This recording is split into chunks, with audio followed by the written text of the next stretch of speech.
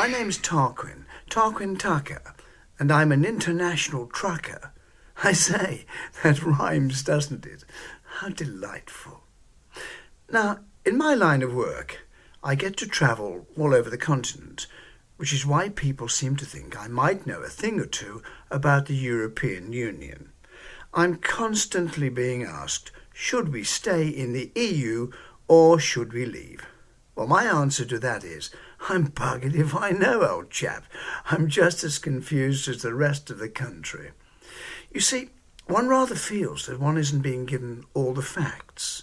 Oh, I'm not suggesting that politicians would do anything so underhand as to lie to us, heaven forfend. But to paraphrase the chappie with the pointed ears from that frightfully amusing science fiction programme, it's the truth, Jim, but not as we know it. I simply don't know who to believe, you see. On the one hand, there's people like Lord Sugar, who knows all about business, and Barack Obama, who knows all about democracy, telling us that Britain would be stronger and better off if we remain. But then there's Donald Trump, that little gay Russian chap, Mr. Putin, who would rather prefer it if we leave. It's all rather confusing, isn't it? I expect some people will do what I always do when faced with a complicated issue of extreme importance to myself and the nation. I watch the characters on my favourite soap opera to see what they think. Actually, that won't be possible this time. I hear the producers of Coronation Street, EastEnders and Emmerdale have instigated a ban on characters discussing the referendum, so I'm rather afraid there will be no talk of stopping in at the Woolpack, no battling Brexiteers in the Queen Vic, and no U-turn in the Rover's Return. But fear naught, good people. Help is at hand in form of some suitably glamorous lovies who've come out, as it were, but not in the sexual sense, you understand. Stepping up to the crease and batting off for the Remain supporters are such theatrical royalty as Sir John Hurt, Benedict Cumberbatch and Keira Knightley. And who wouldn't want to get into bed with those three, what? Sir Richard Branson's in favour of remaining. At the launch of the Virgin's new train in London, he was quoted as saying, "I think it would be very, very, very sad. A sad day if British people voted to leave. I think it would be very, very, very damaging for Great Britain." Well, it all sounds very, very serious to me, but Richard knows a thing or two about trains, so I'm impressed. I must say, though, there are some surprising names amongst the in-crowd. Jeremy Clarkson, for instance. I've always thought of Jeremy as the archetypal John Bull in a china shop, wrapped in the Union Jack, with never a good word to say for Johnny Foreigner. Apparently, though, Jeremy's quite keen on us becoming part of the United States of Europe, with one army, one currency, one unifying set of values. He wrote in his Sunday Times column that Europe, if it were well run and had good, cohesive, well thought out policies, would be a tremendous force for good. Well, call me picky, Jeremy, but isn't that the same as saying you don't think Europe is well run or has good, cohesive, well thought out policies, but you still want to stay in it? No wonder people get confused. Jeremy also wrote, "Whether I'm sitting in a railway concourse in Brussels or pottering down the canals of southwestern France or hurtling along a motorway in Croatia, I feel way more at home than I do when I'm trying to get something to eat in Dallas or Sacramento." Or maybe even Yorkshire, Jeremy? Not everyone is voting Remain, however. The Brexit team have some notable intellectuals on their side.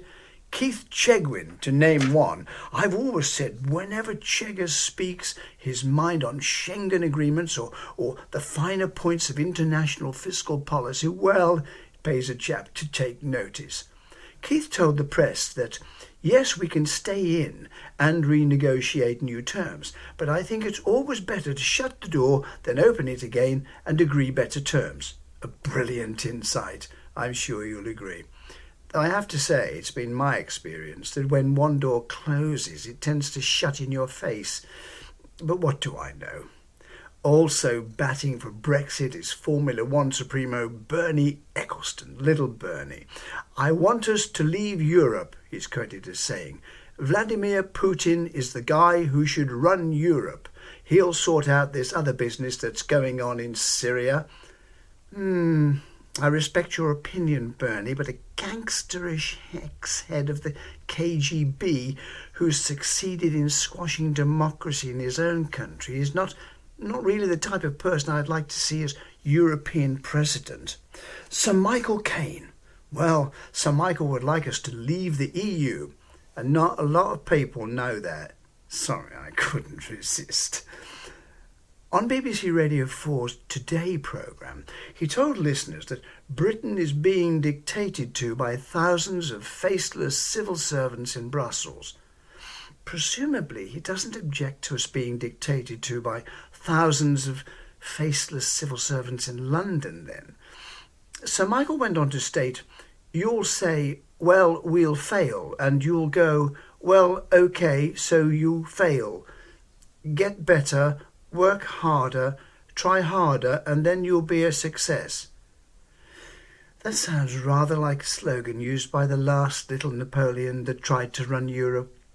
"Arbeiten macht frei." We all know how well that played out. Oh dear, Sir Michael is a lovely chap, you know, a real British icon, but at 82 years of age, I do think someone should up his medication a little.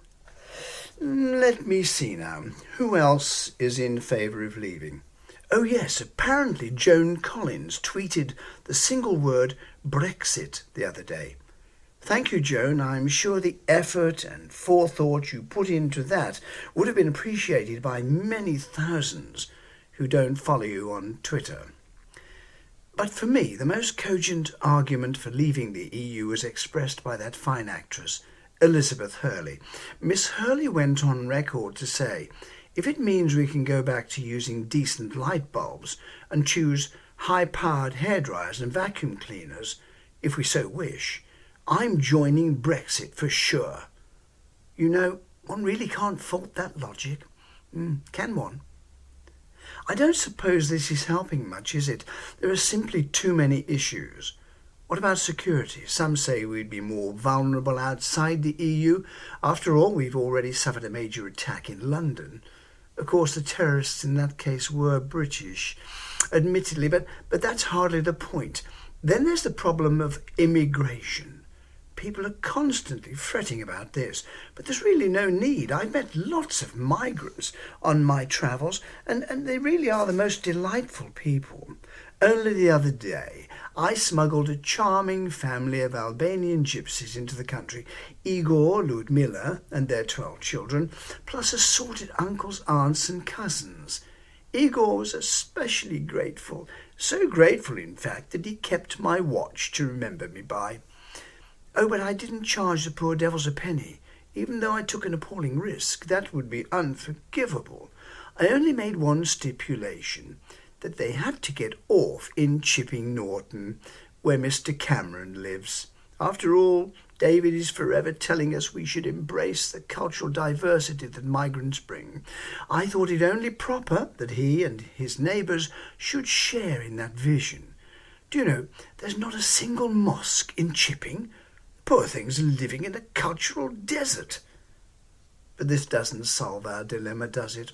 Should we go or should we stay? You know, I find myself wondering if it really matters. However Britain votes, we're still an introverted third-rate power with delusions of grandeur on the fringes of Europe, and everyone will hate us anyway, so my advice is not to lose sleep over it. We're all being led in a political hokey-cokey dance anyway.